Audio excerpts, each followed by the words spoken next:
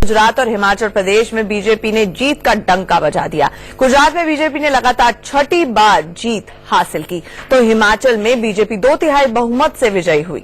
इस जीत ने एक बार फिर से दिखा दिया कि देश में आज भी सिर्फ मोदी फैक्टर ही सुपर हिट है।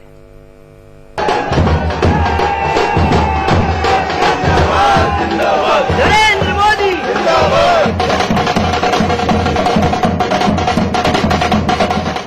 गुजरात में बीजेपी की जीत का ये जश्न ये जाहिर करता है कि देश में अभी भी किसी और फैक्टर से बड़ा मोदी फैक्टर है। न हार्दिक, न जिग्नेश, न अल्पेश, न जीएसटी, न नोटबंदी और न ही कुछ और। मोदी के आगे विरोधियों की सभी तिकड़म, सभी कोशिशें और सारे फैक्टर फेल हो गए। मोदी का विजय रथ सारे चक्रव्यूह को तोड़कर आगे निकल गया। मोदी जी के नेतृत्व में आजादी के 70 साल के बाद हमारा एक लोकतंत्र करवट बदल रहा है और एक नए एरा में, नए युग में हमारा लोकतंत्र प्रवेश कर रहा है। आज जैसे ही नतीजों के रुझान आने शुरू हुए, संसद पहुंचे पीएम मोदी के चेहरे पर जीत की खुशी साफ नजर आई। उन्होंने मीडिया के कैमरे देखे तो विक्ट्री का निशान भी दिखाया। प्रधानमंत्री पर भरोसा, प्रधानमंत्री के ने जिस तरीके से काम किया है उसको समर्थन, उनकी नीतियों को एंडोर्समेंट और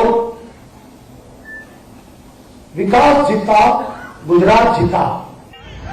मोदी की इस जीत के पीछे एक नहीं कई वजह हैं। मोदी ने गुजरात में पूरी ताकत झोंक दी। मोदी ने चुनाव से काफी पहले गुजरात के दौरे शुरू कर दिए। 38 दिन के अंदर पीएम मोदी ने 5 बार गुजरात का दौरा किया। सिर्फ 13 दिनों में करीब 11,000 करोड़ के प्रोजेक्ट्स का ऐलान किया। लेकिन इस बीच कांग्रेस का प्रचार भी रंग ला चुका था। हार्दिक के साथ साथ अल्पेश और जिग्नेश एक बड़े वोट बैंक में सेंधमारी कर रहे थे। बस इसी के बाद पीएम मोदी ने कमाल अपने हाथ में ली और ताबड़तोड़ रैलियां शुरू कर दी। मोदी ने 25 जिलों में कुल 37 सभाएं की।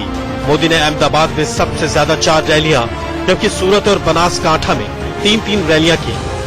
इन सभाओं के जरिए उन्होंने 163 सीटों को कवर किया। 2012 में इन 163 सीटों में से 64% से ज्यादा यानी 103 सीटें बीजेपी के पास थी। वहीं 55 सीटें कांग्रेस के पास थी, जबकि 5 सीटों पर अन्य का कब्जा था। चुनाव के आखिरी दौर में मोदी ने गुजराती कार्ड खेला। गुजराती वेशभूषा, गुजराती बोली और गुजराती अंदाज में उन्होंने जहां एक तरफ गुजरातियों को इमोशनल कर दिया, वहीं विरोधियों को सीधी चुनौती दी। आत्मान गुजरात નું છે કે નહીં? અરે આ તો મોગલાઈ માનસિકતા છે, જ્યાં ઊંચ નીચના કુસંસ્કાર હિન્દુસ્તાનમાં તમે નાખ્યા। गुजरात में जीएसटी से लेकर नोटबंदी और पाकिस्तान से लेकर मणिशंकर अय्यर की नीच वाली बयान सुर्खियों में रहे। लेकिन आखिरी दौर में एक बार फिर विकास लौट आया। सी प्लेन से उड़ान भरकर पीएम मोदी ने गुजरातियों को एक बार फिर विकास की झलक दिखाई। सितंबर में मोदी ने जापान के पीएम शिंजो आबे के साथ 1,10,000 करोड़ के बुलेट ट्रेन की नींव रखी और गुजरात चुनाव के दूसरे फेज के प्रचार के अंतिम दिन सी प्लेन का सफर किया। यानी बुलेट ट्रेन से लेकर सी प्लेन तक मोदी ने दिखा दिया कि गुजरात में असली मुद्दा विकास है। और आखिरकार गुजरात में बीजेपी ने एक बार फिर कमल खिला दिया। Bureau report, India news. Gujarat चुनाव में नरेंद्र मोदी के चेहरे और अमित शाह की रणनीति की जुगलबंदी ने बीजेपी की कामयाबी की इबारत लिखी। कांग्रेस के नए नवेले अध्यक्ष राहुल गांधी को जहां गुजरात में झटका लगा, तो हिमाचल भी हाथ से निकल गया। वहीं बीजेपी के अब तक के सबसे कामयाब अध्यक्ष अमित शाह ने न सिर्फ गुजरात में सरकार बचाई, बल्कि हिमाचल को भी कांग्रेस की झोली से झटक लिया।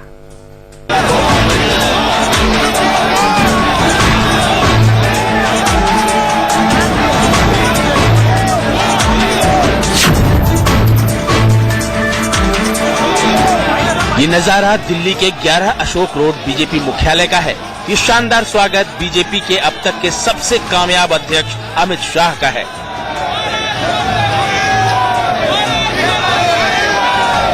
अमित शाह जैसे ही बीजेपी दफ्तर की चारदीवारी के भीतर पहुंचे तो उत्साहित कार्यकर्ताओं का जोश चरम पर पहुंच गया। देखिए कैसे बीजेपी दफ्तर का चप्पा चप्पा बीजेपी कार्यकर्ताओं से भरा हुआ है, पैर रखने तक की जगह नहीं है। गुजरात और हिमाचल की जीत के जश्न में डूबे बीजेपी कार्यकर्ता अपने अध्यक्ष पर गुलाब की पंखुड़ियों की बारिश कर रहे हैं।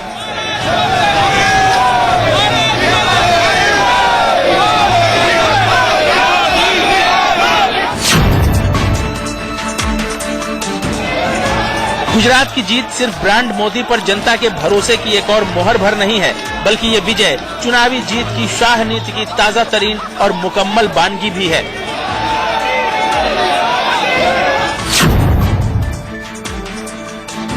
भारत माता की! भारत माता की! गुजरात की जीत को अमित शाह ने जातिवाद की हार और विकासवाद की जीत करार दिया है।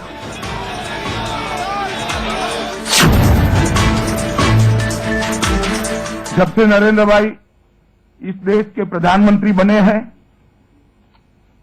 देश की राजनीति से ये तीन नासूर जो देश के लोकतंत्र पर दुष्प्रभाव डालते थे, एक जातिवाद, दूसरा वंशवाद और तीसरा वोट बैंक के लिए तुष्टीकरण, तीनों नासूरों को देश की राजनीति से मुक्त करने का एक प्रयास कर रहे थे। और उत्तर प्रदेश के बाद अब गुजरात के चुनावों ने यह सिद्ध कर दिया है कि देश का लोकतंत्र अब लगभग ये तीनों नासूरों से मुक्त होकर पॉलिटिक्स ऑफ परफॉर्मेंस के नए एरा के अंदर एंटर हो रहा है। गुजरात में बीजेपी की सीटें 2012 की तुलना में भले ही घट गई हों, लेकिन गुजराती अमित शाह के राष्ट्रीय अध्यक्ष बनने के बाद गुजरात में हुए पहले चुनाव में बीजेपी के वोट प्रतिशत में शानदार इजाफा हुआ है।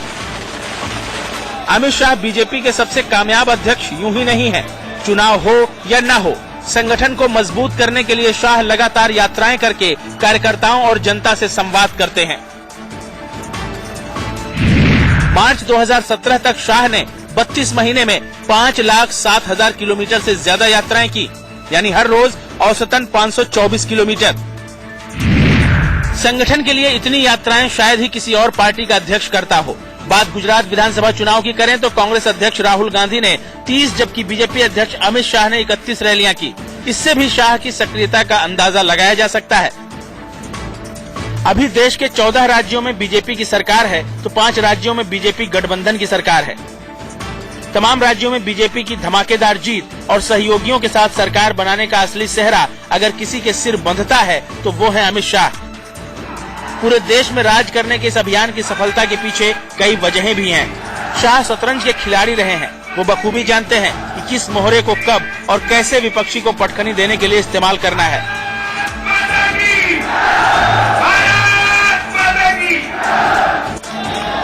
ताजा चुनाव नतीजों के साथ अगर अमित शाह के रिकॉर्ड की बात करें, अमित शाह के नेतृत्व में बीजेपी ने गुजरात और हिमाचल प्रदेश में सबसे ताजा जीत दर्ज की है। पार्टी ने इसी साल यूपी और उत्तराखंड में प्रचंड बहुमत की सरकार बनाई तो गोवा, मणिपुर में दूसरे नंबर की पार्टी होने के बावजूद सरकार बनाई। बिहार में जेडीयू के साथ मिलकर एनडीए की सरकार बनाई। इस साल बीजेपी को सिर्फ पंजाब में चुनावी हार का सामना करना पड़ा। इससे पहले 2016 में असम में पहली बार बीजेपी की सरकार बनी तो 2015 में दिल्ली और बिहार में करारी हार का भी सामना करना पड़ा। लेकिन 2017 में एक बार फिर से जेडीयू के साथ मिलकर बीजेपी ने बिहार की सरकार में वापसी कर ली। वहीं 2014 में बीजेपी ने हरियाणा, झारखंड में बहुमत की सरकार बनाई तो 2014 में ही महाराष्ट्र में शिवसेना के साथ गठबंधन सरकार और आंध्र प्रदेश में टीडीपी की अगुवाई में एनडीए की सरकार बनी।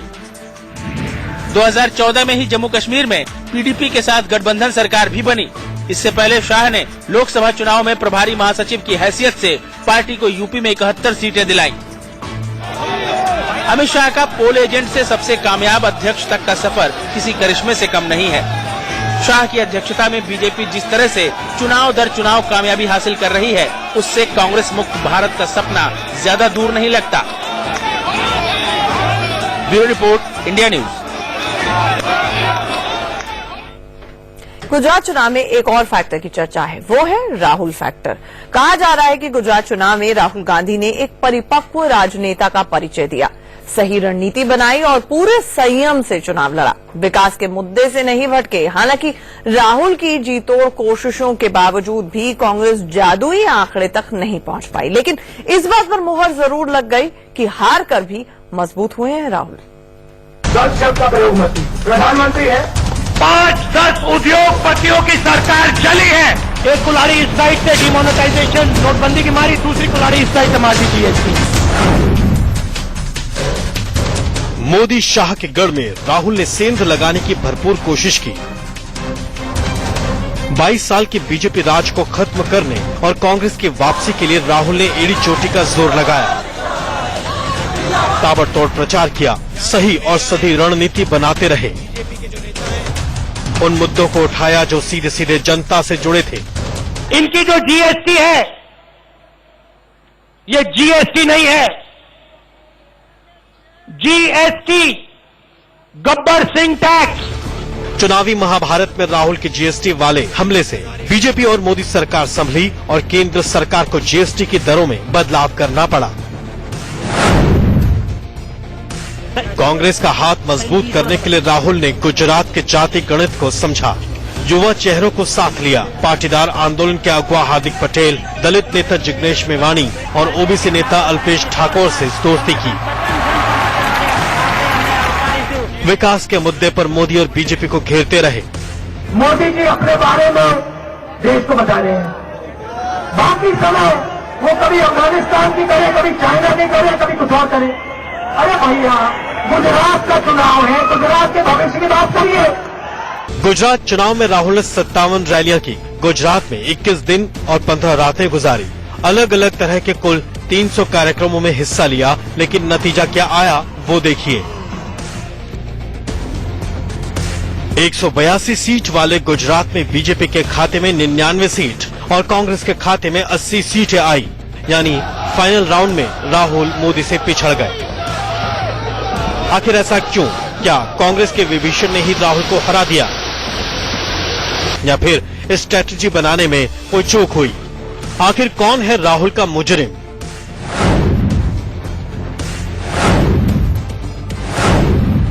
मणिशंकर अय्यर, जिन्होंने मोदी के लिए नीच शब्द का इस्तेमाल किया।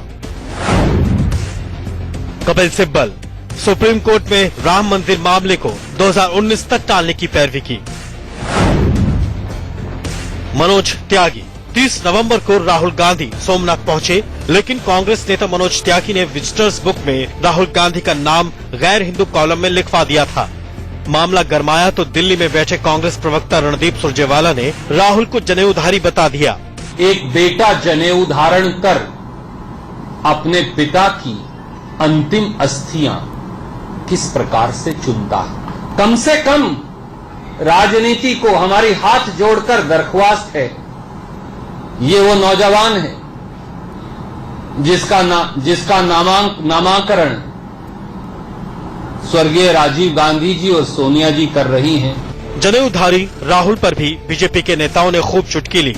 राहुल के मंदिर जाने का भी जमकर मजाक उड़ाया।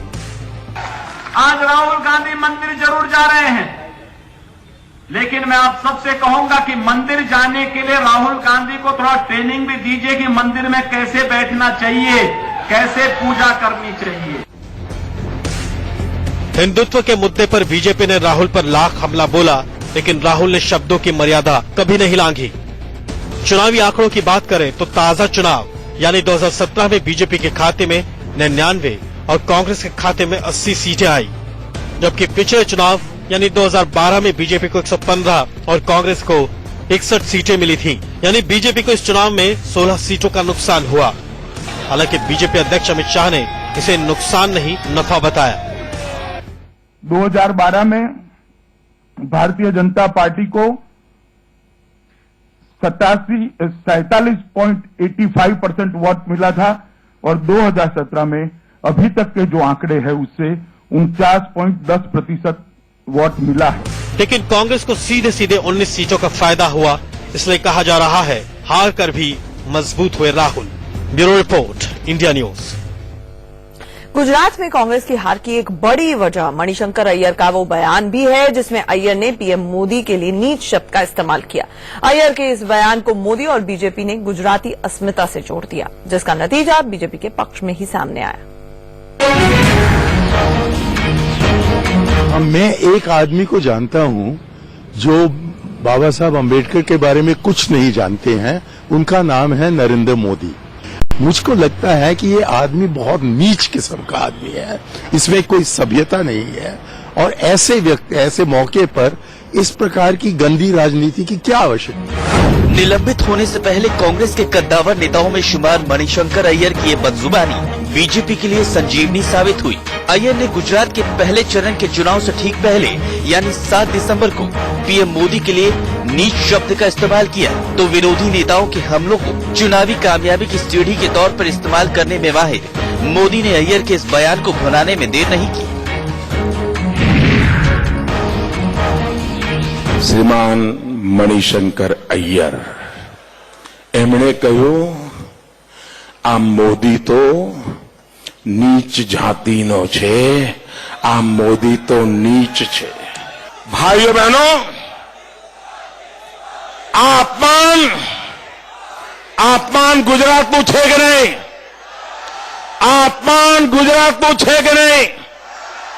આ અપમાન ભારતની મહાન પરંપરાનું છે કે નહીં?